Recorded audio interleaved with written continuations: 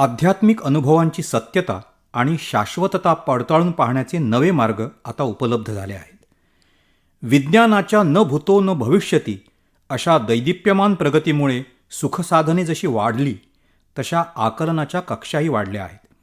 इतकेच नव्हे तर काही भौतिकशास्त्रांनी पूर्वीच्या सत्यांना मागे सारून नवी सत्ये प्रकाशात आणल्यामुळे आध्यात्मिक अनुभवांची दर्शनं नव्या संदर्भात तपासून पाहता येतील.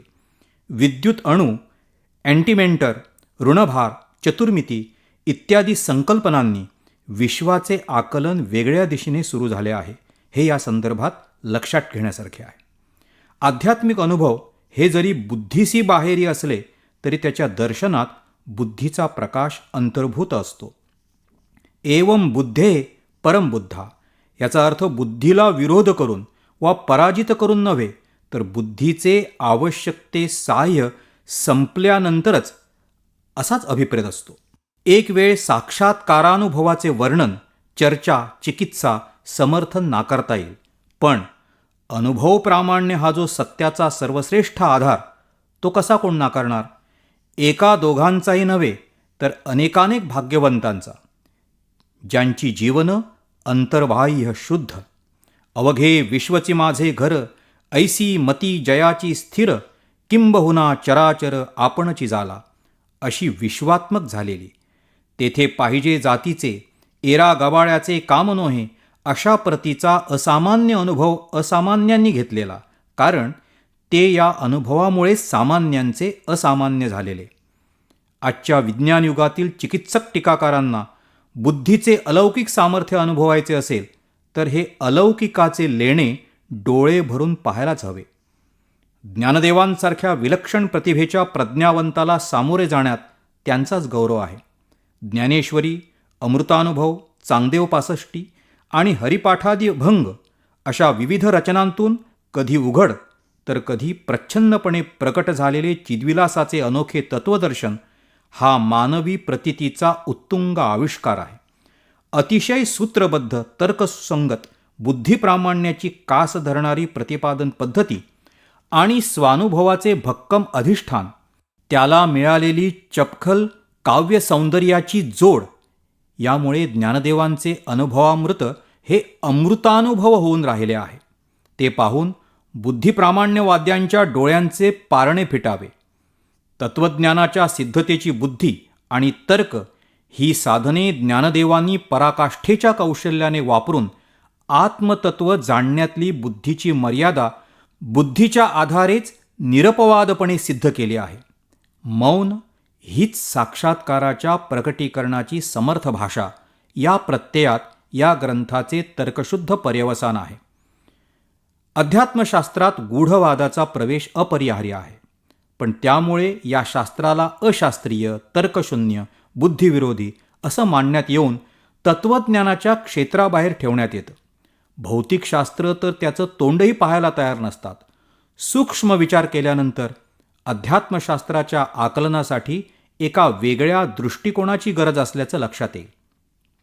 साक्षात्काराच्या अनुभवाची गूढता ही काही अंधश्रद्धा किंवा जादूटोणा नव्हे.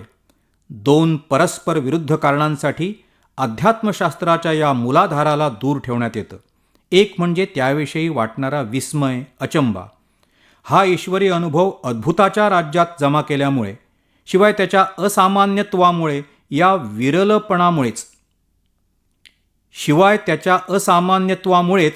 विरलत्वामुळे त्या अनुभवाविषयी आत्यंतिक आदरबुद्धी भाविकांच्या मनात जागी होते.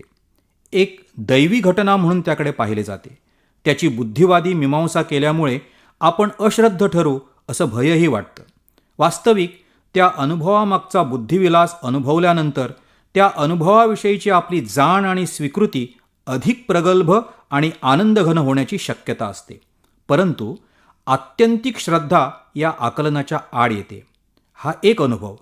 दुसरा गट बुद्धी आणि तर्क यांच्या कसोटीशिवाय, अगर इंद्रियाधिष्ठित अनुभूतीशिवाय दुसरे काहीही स्वीकारायचे नाही असा आग्रह धरणाऱ्या बुद्धिनिष्ठ टीकाकारांचा.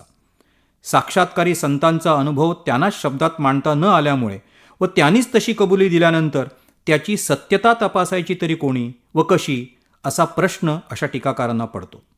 अवर्णनीयता हा त्यांच्या दृष्टीने दोष असतो, पळवाट असते. इंद्रिये आणि बुद्धी यांच्या पलीकडच्या, ज्याचे अस्तित्व कोणत्याही पुराव्याने सिद्ध करता येत नाही, अशा अंतर्ज्ञानाचा त्यात अंतर्भाव असल्यामुळे अनुभवसिद्धीसाठी त्या साधनाची गूढता सत्यसिद्धीच्या आड येते. साक्षात्कार अवस्थेची वर्णने बुद्धी आणि तर्क यांच्या आधारे तपासून पाहता येत नाहीत.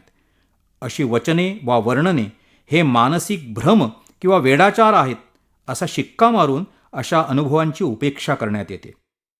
त्यांना हास्यास्पद किंवा अंधश्रद्धेचा विषय ठरवून त्याची टवाळीही करण्यात येते. हे दोन्ही दृष्टिकोन साक्षात्कार या मूलसत्याच्या यथार्थ दर्शनाच्या अत्यंत प्रभावी अशा मानवी शक्तीविषयी अज्ञानी राहतात. वास्तविक पाहता या दिव्य अनुभूतीच्या प्रकाशात स्फुरलेल्या ज्ञान आणि नीती या बहुमोल साधनांच्या बळावर मानवजातीने काही वेगवेगळ्या प्रदेशात सुखशांतीचा अपूर्व अनुभव घेतलेला असूनही केवळ अज्ञान व अहंकार यामुळे या दिव्यानुभूतीच्या अभ्यासापासून व्यवहारी जग दूर राहते. अशा एका श्रेष्ठ मानसिक शक्ती आनंददायी आकलनास मुक्ते. साक्षात्कारानंतर त्या अनुभवाची बुद्धिसंगत मांडणी करणारी साक्षात्कारी पुरुषाची बुद्धी जितकी प्रगल्भ आणि प्रतिभा जितकी विलक्षण, तितकी त्या अनुभवाची शब्दांकित आकृती प्रत्ययकारी आणि सुंदर होऊ शकते. ही प्रचिती ज्ञानदेवांच्या ग्रंथातून वारंवार येत राहते. ज्ञानदेवांच्या अनुभवामृत या ग्रंथाने तर साक्षात्कारवादाची वैश्विक प्रतिष्ठा निर्विवादपणे सिद्ध केली आहे. विरलत्वामुळे असामान्य ठरलेली ही गूढानुभूती मानवी शक्यतेचा एक अतिसुंदर धागा आपल्या हाती देते. पण त्याशिवाय मानवी प्रज्ञा आणि प्रतिभा यांच्या सुरेख संगमातून निर्माण झालेले श्रेष्ठ दर्जाचे तत्वगर्भ चिंतन आणि आत्मरूपाचे अलौकिक दर्शन अक्षरवाङ्मयाच्या रूपात मानवतेचे दीपस्तंभ म्हणून जगाला दान करते. साक्षात्कार वाङ्मयाची संपन्नता हाच तर भारतीय संस्कृतीच्या श्रेष्ठत्वाचा आणि चिरंतत्वाचा मुख्य आधार आहे.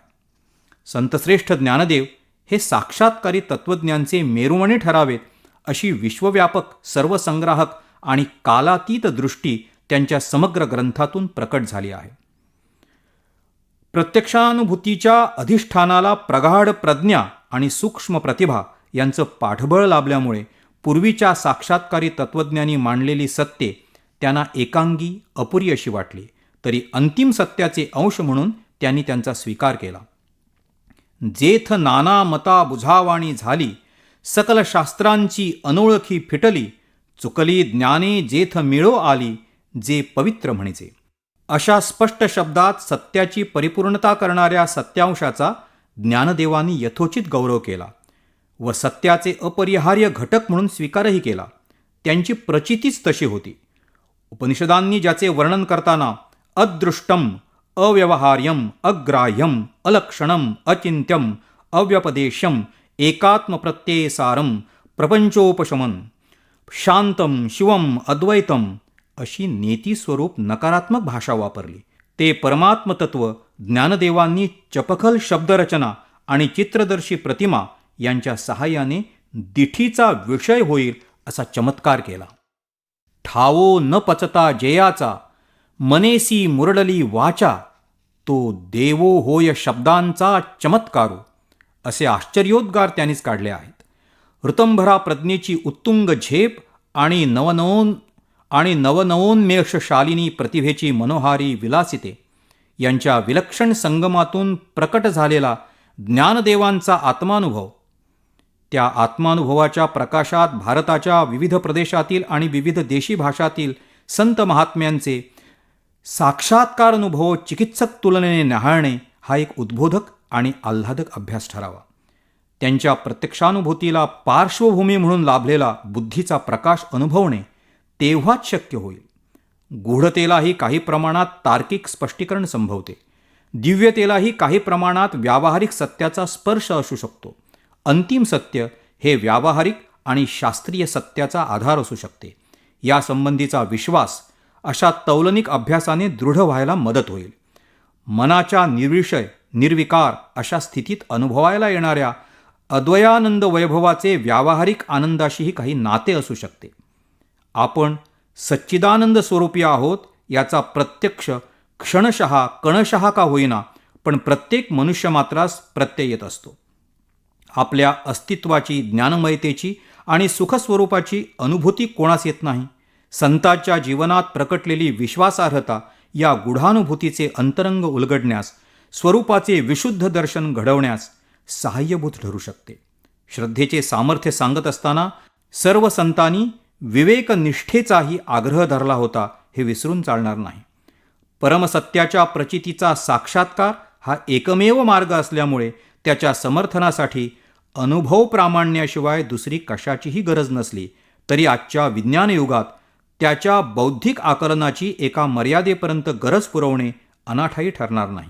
साक्षात्कारानुभवाचे स्वरूप, समानता, संगती, वर्णन, साम्यता यांचा जागतिक तसेच भारतीय पातळीवर अभ्यास करून गुरुदेव रानडे यांनी परमार्थ मार्गाचा जो बौद्धिक शोध घेतला आहे त्यावरून नाना तऱ्हेच्या आविष्कारातून, भाषातून प्रगटलेल्या परंतु एकात्मतेचा प्रत्यय देणाऱ्या अंतिम सत्याविषयी मनाची खात्री पटते.